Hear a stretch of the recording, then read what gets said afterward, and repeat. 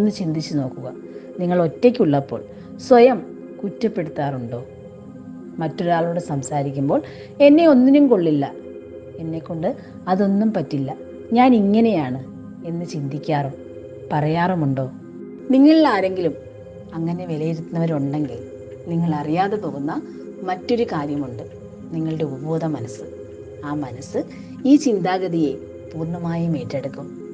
നിങ്ങൾ ഇങ്ങനെയാണ് എന്നത് വിലയിരുത്തും. ആ ചിന്ത മോശക്കാരനാണ്, കഴിവില്ലാത്തതാണ് എന്നൊരു ചിന്ത നിങ്ങളുടെ മനസ്സിൻ്റെ അടിത്തട്ടിൽ പതിഞ്ഞു.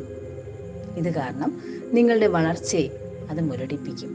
പിന്നീട് എന്നും ജീവിതകാലം മുഴുവൻ നിങ്ങൾ എങ്ങനെയാണോ അങ്ങനെ തന്നെ തുടർന്നുകൊണ്ടേയിരിക്കും. ആദ്യം നിങ്ങളുടെ മനസ്സിൽ അവനവനുള്ള വില അത് മനസ്സിലാക്കുക. ഒരു കാര്യം നിങ്ങൾ